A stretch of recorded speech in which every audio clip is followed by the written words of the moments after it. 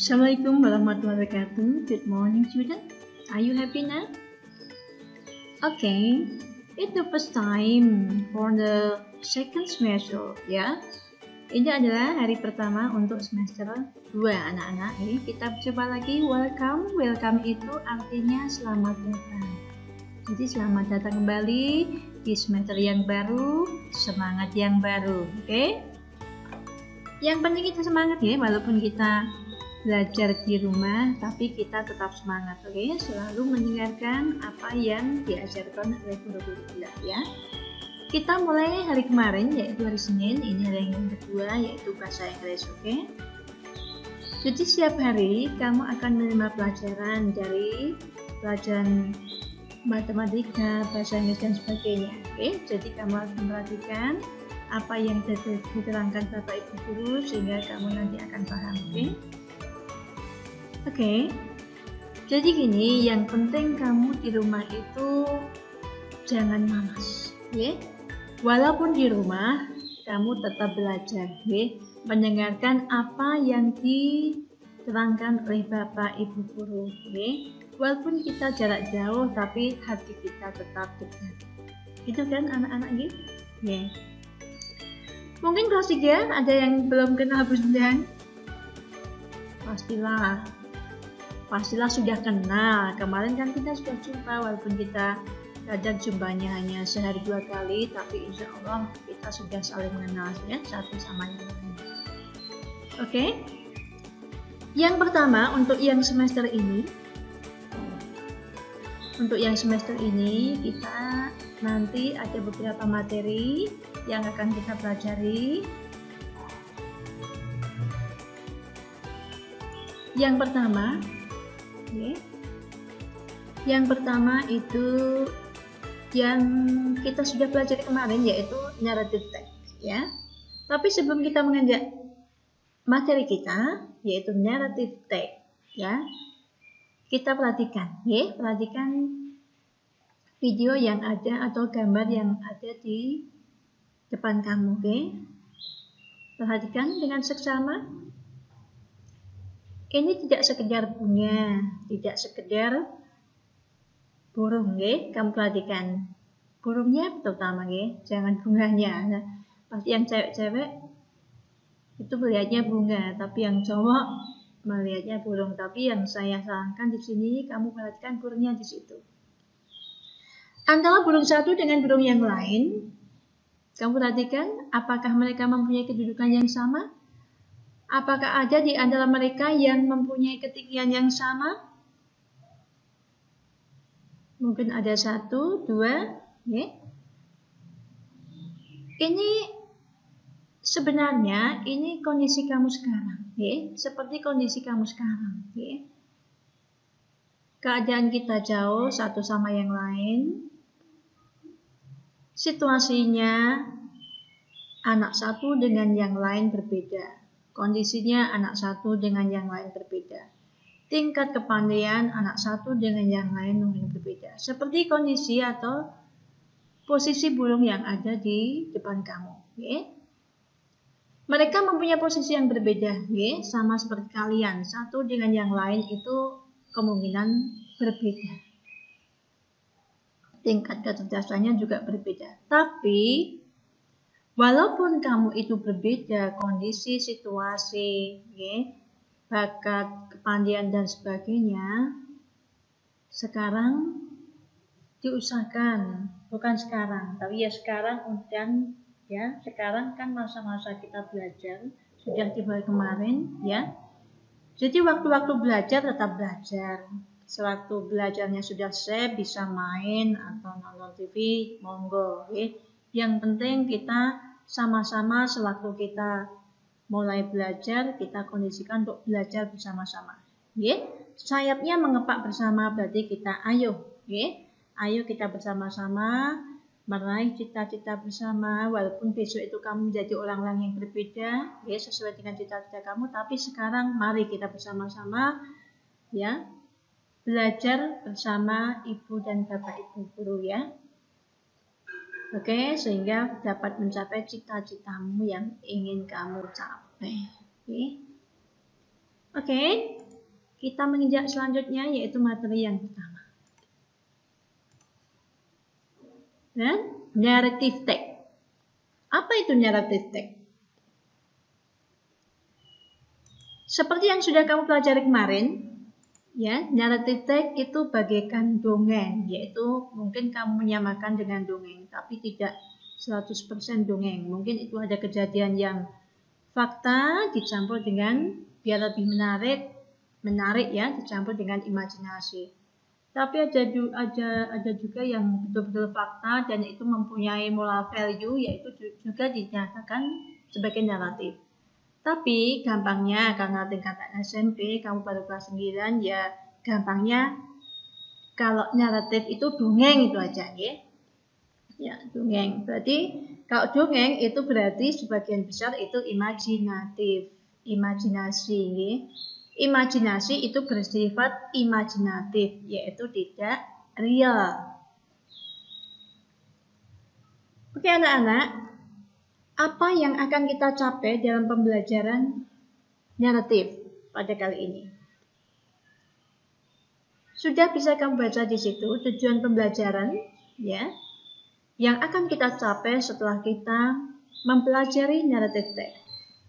Yang pertama yang ingin Ibu sampaikan, yang ingin kita capai adalah anak-anak mengenal dan memahami apa itu naratif text. Naratif text apa toh gitu ya. Kemudian yang kedua, mengetahui jenis-jenis naratif text. Kemudian yang ketiga, mengidentifikasi jenis naratif text berdasarkan isi cerita. Jadi nanti kamu akan disajikan beberapa cerita, kemudian kamu bisa menyimpulkan ini cerita fabel, apa cerita fairy dan sebagainya. Okay? Kemudian selanjutnya membaca teks dengan ucapan dan tekanan kata yang benar. Jadi nanti akan saya sampaikan sebuah teks, beberapa teks, kamu bisa latihan membaca. Okay? Kemudian selanjutnya yaitu mengenal action verb. Action verb itu apa toh? Action verb itu adalah kata kerja action, aksi, ya, yang biasa digunakan dalam narrative text. Kemudian selanjutnya mengenal adverb, ya, adverb of time atau keterangan waktu yang digunakan dalam narrative text. Kemudian yang terakhir mengidentifikasi informasi dari isi teks. Berarti kamu memahami teks, kemudian bisa menceritakan kembali apa yang terkandung di dalam teks. Jadi nanti kalau ada pertanyaan mengenai teks, insya Allah kamu bisa. Gitu ya? Nah, itulah tujuan pembelajaran yang ingin kita capai. Ya, insya Allah tercapai. Ya. Oke, yang pertama, what is narrative text? Apa itu narrative text? Narrative text is an imaginative story to entertain people. Yaitu teks naratif adalah sebuah cerita imajinasi yang bertujuan untuk menghibur orang atau menghibur pembaca. Jadi ya, itulah yang merupakan narrative text. Lanjut. Kemudian selanjutnya, setelah tahu apa itu narrative text, kemudian tujuan. Apa tujuan kita membuat narrative text? Jadi orang disajikan narrative text itu mempunyai tujuan. Orang membuat narrative text itu mempunyai tujuan. Seperti yang sudah saya ungkapkan tadi, narrative text adalah sebuah teks imajinasi yang berfungsi untuk menghibur. Jadi sini tujuannya adalah menghibur pembaca dengan sebuah cerita. The purpose of narrative text is to amuse or to entertain the reader with a story. Berarti apa? Tujuan dari teks naratif adalah untuk menghibur, amuse sama dengan to entertain. Entertain sama dengan amuse, yaitu menghibur. The reader itu adalah pembaca. Boleh the reader, boleh people. Ya. Oke, apa yang ingin ketahui? Kita ingin ketahui selain tujuan dari tag, yaitu the characteristic atau the language feature of narrative tag atau ciri-ciri kebahasaan dari narrative tag. Yang pertama, karena ini cerita lampau, cerita yang sudah lalu, maka kita gunakan past tense atau simple past tense. Tandanya simple past tense yaitu menggunakan kata kerja bentuk kedua. Kalau to be juga to be bentuk kedua. Nanti kita akan bicarakan lebih lanjut lagi apa itu past tense atau simple past tense nanti di pembelajaran berikutnya. Contoh yaitu killed, drunk, went, won, sent, etc. Killed itu berasal dari kata kill, K-I-L-L, yaitu membunuh.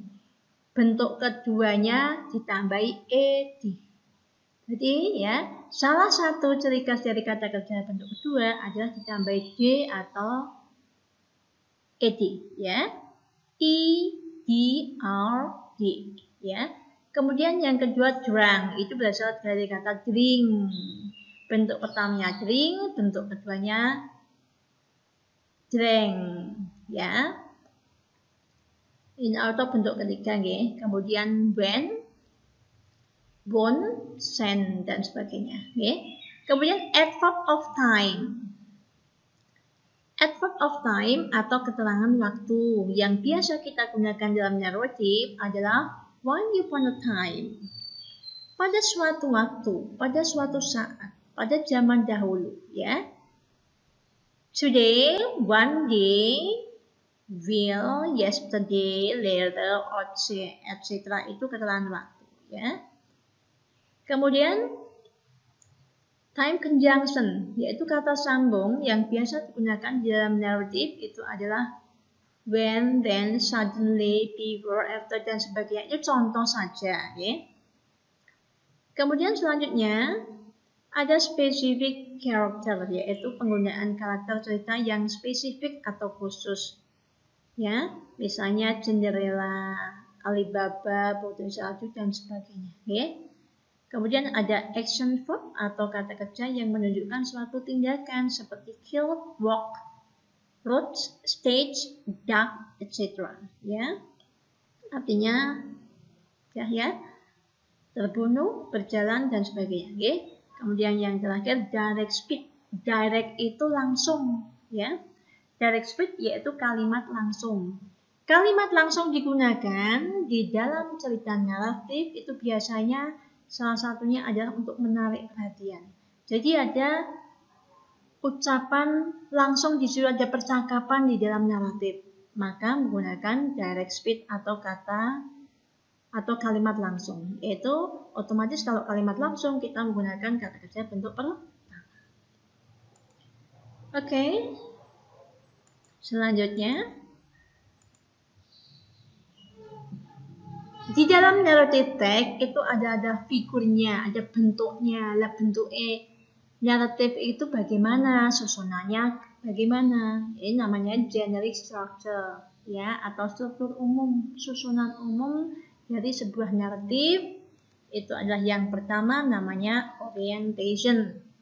It's about the opening paragraph where the character of the story are introduced. Apa ini? Ini mengatakan tentang pembukaan sebuah paragraf di mana tokohnya di situ diperkenalkan. Jadi dalam orientasi itu dikenalkan siapa tokohnya, di mana, kapan. Itu di dalam orientasi. Ini biasanya di dalam paragraf yang pertama. Kemudian berikutnya adalah complication. Complication itu masalah, ya, di mana problem timbul, ya, atau permasalahan muncul. Ya. Kemudian yang ketiga namanya resolution. Jadi ada permasalahan, ada pemecahan masalah, yaitu resolution, di mana masalahnya itu bisa terselesaikan. baik itu happy ending ataupun bad ending. Jadi masalahnya selesai, tapi berending positif atau berending negatif, berending bahagia atau berending tidak bahagia, gitu ya. Kemudian yang keempat ini adalah koda atau reorientation. Ini biasanya kalau di dalam naratif itu ada yang dicantumkan, ada yang tidak. Kalau yang tidak dicantumkan berarti biasanya kita mencari sendiri apa kesimpulan dari naratif. Biasanya di dalam koda itu terdapat sebuah moral value yang dicantumkan kalau kodanya itu dicantumkan. Jadi ada moral value, memang setiap naratif itu biasanya mempunyai moral value atau nilai-nilai moral yang diungkapkan di situ yang tersimpan di dalam sebuah naratif teks, ya. Jadi kalau kodanya dimunculkan biasanya isinya moral value.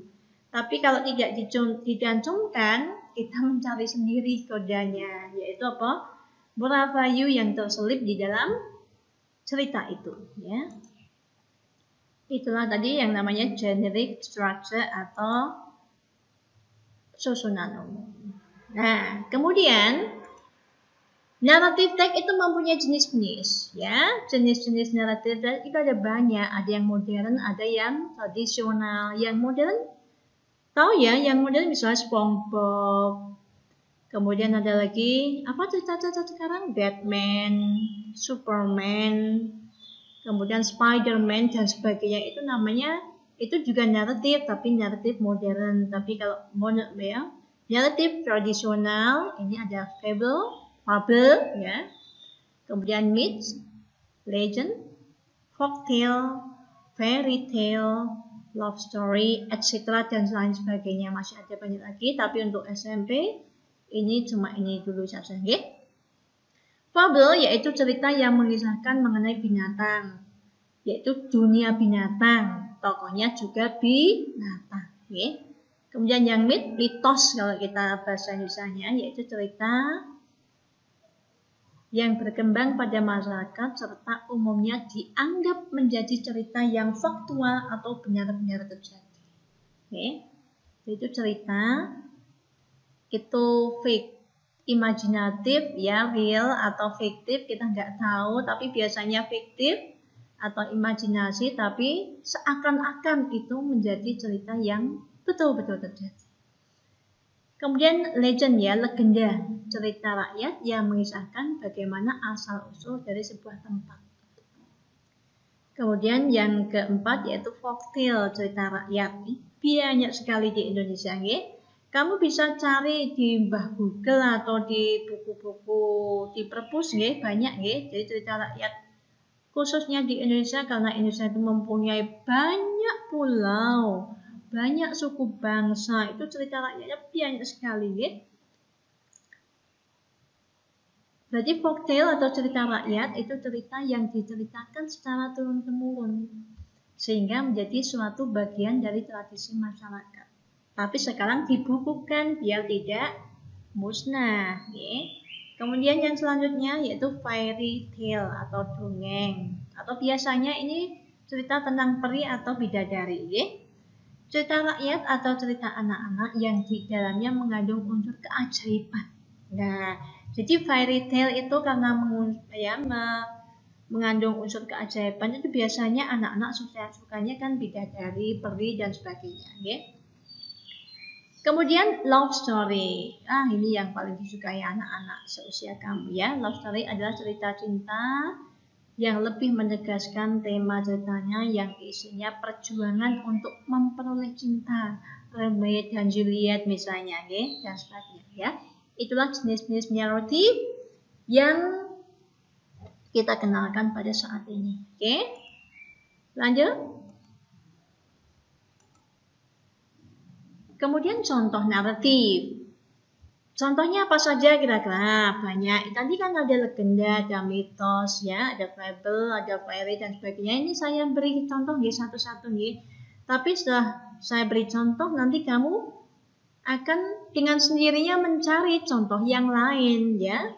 Mbah Google banyak itu kalau kamu ingin mencari lebih banyak contoh, ya.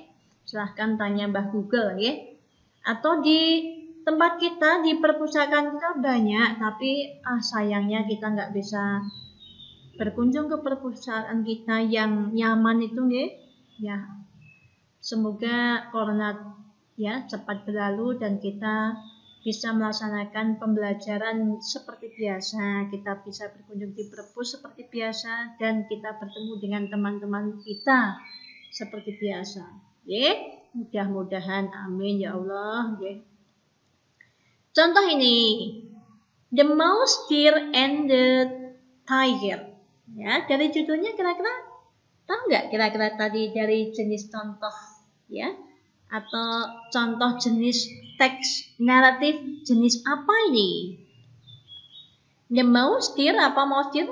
Bukan mouse itu tikus, deer kuwi rusa, bukan rusa tikus, bukan tikus rusa, tapi mouse, deer adalah kancil, si kancil anak nakal, suka mencuri timun. And the tiger, berarti ceritanya kancil dan macan. Macan itu harimau. Ini banyak, Jadi untuk fabel yang kita sudah kenal dari kecil sampai sekarang itu banyak, terutama cerita kancil. Kancil itu dengan siapa saja di situ pasti menang, ya. Itu jadi cerita kancil dengan tiger, kancil dengan apa, kancilnya banyak, kamu cari, Ini kita perhatikan ya, bacaan yang pertama, The Mouse, Deer, and the Tiger. One day, there was a mouse deer. He was thirsty, so he wanted to drink on the river. Orientasi. Apa tadi orientasi? Orientasinya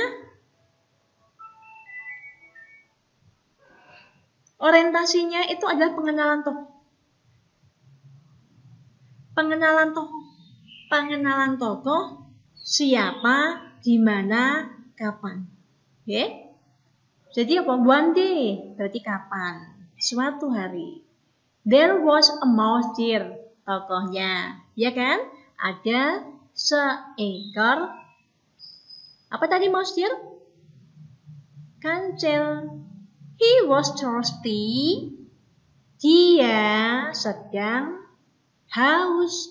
So he wanted to drink on the river. Sehingga dia ingin minum di sungai. Nah, tadi one day itu kapan? Mouse deer itu tokohnya siapa? Kemudian on the river berarti tempatnya, place-nya. Berarti di sini when, who, WHO itu siapa? Kemudian where itu di mana? Sudah ada, namanya orientasi. Lanjut, complication. Nah, timbul masalah. When the mouse deer came next to the river. I'm sorry, ini kurang R ya, bukan river tapi bukan R-I-V-E tapi harusnya R-I-V-E-R gitu ya. Nah. Came to the river, a tiger approached him and wanted to eat him. Ketika kancil came next to the river, came kata kerja bentuk kedua karena ini naratif ya. Jadi naratif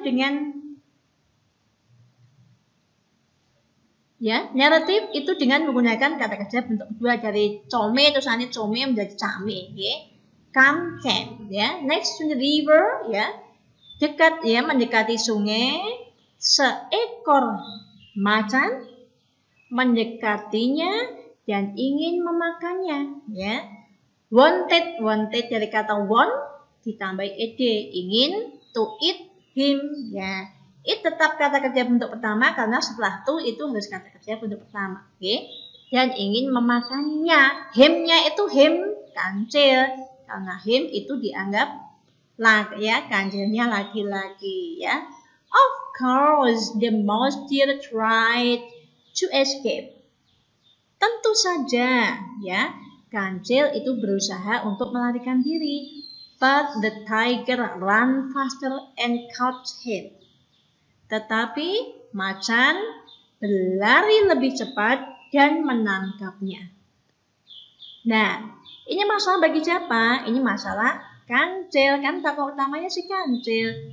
Berarti yang kita perhatikan adalah masalah yang dihadapi oleh tokoh utama. Okay. Komplikasinya adalah akan dimakan oleh macan, ya.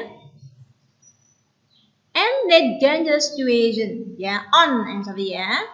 Ini harusnya ada on ya. On that dangerous situation atau in that dangerous situation, the mouse thought hard how to escape the tiger. Then he got idea and said to the tiger. Di dalam kondisi yang bahaya itu atau situasi yang bahaya itu, mouse kancil berpikir. Thought itu dari kata think, berpikir keras bagaimana melarikan diri dari macan. Kemudian dia mendapatkan sebuah ide. Ide. Got itu dari kata get, yaitu mendapat. Ya. Dan dia berkata said, S-A-I-D berasal dari S-A-Y, yaitu berkata. Bentuk pertama S-A-Y, bentuk keduanya S-A-I-D, ya. Berusaha untuk berkata kepada si macan. Listen. Nah, ini kata kerja bentuk pertama. Listen, kata kerja bentuk pertama kan karena ini kalimat langsung. Tandanya kalimat langsung di dalam naratif, ya kalimat langsung di mana saja, dalam situasi apapun, itu biasanya ditandai dengan koma, tanda petik. Gitu ya. Jadi kalimat yang ada di dalam tanda petik, ya, itu biasanya kalimatnya langsung, ya.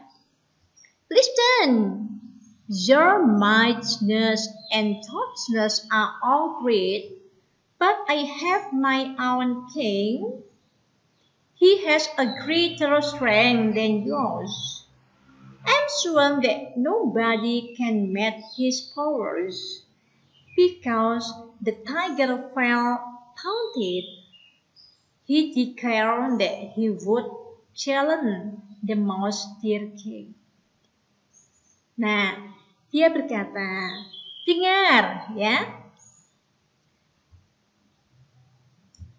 kekuatanmu dan otakmu adalah all great, besar, tetapi saya mempunyai raja sendiri. I have my own king, ya. Saya mempunyai raja sendiri. He has a greater strength. Dia mempunyai kekuatan yang lebih besar daripada kamu. Okay? I'm sure that nobody, saya yakin bahwa tidak semua orang dapat bertanding dengan kekuatannya. Because the tiger felt taunted, ya. Kan dia, karena si tiger itu merasa diremehkan, dia merasa tertantang, dia menyatakan bahwa dia akan challenge, tahu challenge ya? Ya. The mouse king, dia menantang siapa? Rajanya si mouse deer. Okay. Next, the mouse lead the tiger to the river. Ya. Kemudian si mouse tadi, the mouse deer tadi apa mouse deer? Kancil tadi mengarahkan macan ke sungai. And said, dan berkata, now look at the water. Lihat, ya. Sekarang lihat di air. You will see my king. Kamu akan melihat rajaku, ya. Jadi macan disuruh merunduk, ya, melihat ke air. Diperlihatkan bahwa di dalam air itu ada rajanya si mouse deer, ya. Foolishly, the tiger looked in the river and surely saw another tiger in the water. Ya, foolish, tahu nggak foolish? Dengan bodohnya, macan melihat ke sungai dan tentu saja melihat macan yang lainnya di air. Kamu tahu nggak yang sebenarnya apa? Kalau kamu melihat diri kamu di air, kelihatan nggak kamu? Nah, berarti yang di dalam air siapa? Ya si macan itu sendiri, ya. Itulah kebodohan si macan, ya. Then he growled, but the tiger in the river imitated to growl too. Ya, kemudian dia menggaung. Oh. Nah, apa yang terjadi? Macan itu menggaung. Macan yang di dalam air juga menirukannya menggaung juga, ya. Because of his too high self-pride. Karena dia terlalu sombong, menyombongkan dirinya sendiri, the tiger jumped. Ya, apa jumped? Dari kata jump, meloncat, ya. Jadi macan meloncat ke dalam air and wanted to fight, dan ingin bertarung dengan macan yang ada di dalam air. He was believing there was another tiger in the water. Ya, dia percaya bahwa ada macan yang lain di dalam air. Nah, tahu nggih? Paham nggih ceritanya nggih? Resolution, apa resolution? Pemecahan masalah. Ya, the monster took that opportunity to escape. Ya, dengan keadaan itu karena macan tadi jekur ya, meloncat ke air. Lah, si siapa tadi? Monster, si kancil mempunyai kesempatan. Opportunity itu kesempatan. Mempunyai kesempatan untuk melarikan diri. After fighting with himself, ya, setelah bertarung dengan dirinya sendiri di dalam sungai, the tiger realized. Macan tadi sadar, realize itu sadar, that he was fooled by the monster, bahwa dia adalah telah dibodohi oleh si kancil. Nah, itulah kepintaran kancil. Ya licik, ya pintar, ya. Jadi dimanapun kancil itu tetap menang karena dia pintar, ya. Walaupun kadang agak licik gitu ya. Nah, itu ceritanya, ya. Gak tahu orientasinya bagaimana, komplikasinya, kemudian resolusinya. Oke? Nah, ini kan tidak ada koda di sini. Karena tidak ada koda, kira-kira apa yang kita bisa simpulkan dari cerita The Mouse, Deer, and the Tiger? Siapa yang tahu? Oh ya, pasti kamu tahu. Yaitu apa? Jangan mudah dibodohi oleh orang lain. Don't be fooled by another easily. Don't fooled, ya. Don't be fooled, ya. Jangan dibodohi by others, oleh orang lain, easily, dengan mudah. Jadi ojo gampang dibodohi orang lain. Nah, kalau kamu pintar, insya Allah kamu tidak akan dibodohi orang lain. Tapi kalau kamu tidak pintar, ya, otaknya tidak digunakan, nah itu cenderung gampang dibodohi. Maka jangan jadi seperti macan yang mudah dibodohi, jadilah seekor kancil. Jadi ya, itu ceritanya. Ini termasuk cerita, nah contoh fable atau fabel. Jadi ya, yang lainnya, yang kedua Aji Soko, ya, Aji Saka and Dewata Cengkar. Nanti kamu bisa pelajari sendiri, ya. Ini kira-kira ceritanya jenisnya apa? Oh, mitos. Mitos tadi apa?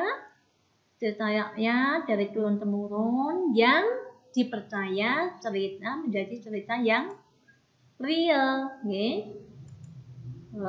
Di sini sudah saya terangkan, yaitu yang orientasinya yang mana, komplikasinya yang mana, dan resolusinya yang mana. Kemudian ada The Legend of Surabaya, jenenge The Legend, kono kuwi sing tulisane ya. Nah, ini berarti contoh legenda, nggih. Legenda tadi apa? Legenda itu cerita tentang asal-usul suatu tempat. Berarti The Legend of Surabaya berarti asal mula kota Surabaya. Pasti kamu sudah tahu, enek Sura, enek Baya, ya kan? Nah, Sura kuwi apa, Baya kuwi apa? Nanti kamu pahami sendiri di dalam teks. Oke? Lanjut. Ada Cinderella. Nah, Cinderella kita ikan mengenai keajaiban ta. Nah, ada perinya ta. Nah, kira-kira cerita apa nih? Ada yang tahu? Nah, fairy tale. Ya, biasanya ada peri, ada bidadari. Nanti bisa dibaca sendiri ya. Kamu bisa latihan membaca, dipahami artinya ya. Kemudian ada golden egg. Apa itu golden egg? Gold itu emas, golden itu bersifat emas. Egg dari kata EGG, telur, ada S-nya berarti telurnya lebih dari 1. Oh, berarti telur emas. Nah, ini termasuk cerita rakyat. Dan kalau bedanya cerita rakyat dengan mitos tadi apa ya? Mitos itu termasuk cerita rakyat, sama. Cuma biasanya kaitannya dengan mistis ya. Nah, tapi kalau folktale itu umum ya. Lanjut. I am one of those fool men. Nanti kamu bisa baca, pahami isinya. Nah, ini adalah contoh love story. Seneng kamu iki ya. Nah, yang terakhir, thank you so much, yaitu terima kasih. Oke anak-anak, setelah mendengar apa yang saya terangkan tadi, kalau mungkin ada pertanyaan silahkan bisa lewat web atau WA ya. Nanti WA-nya ke walinya, suruh tanyakan ke Bu Sendang. Gitu nggih? Gitu? Ya? Saya kira terima kasih ya. Saya kira cukup saja materi dari Bu Sendang nggih. Semoga berkenan, semoga menambah pengetahuan insyaallah ya Allah nggih. Semoga apa yang sudah saya terangkan bisa dipahami oleh anak-anak nggih. Dipahami, bisa menambah ilmu panjenengan sedaya nggih. Anak-anak, aja mbong dolan nggih, iki nek materi didalami, dipahami nggih. Yang perlu dicatat nggih. Yang mencatat kok dadak Sendang dadak berita catat. Nah, ayo dicatat kok ngono, enggak usah. Ya, sebagai siswa itu mencatat enggak usah disuruh nggih. Apa yang kira-kira materi itu yang perlu dicatat, catat gitu nggih.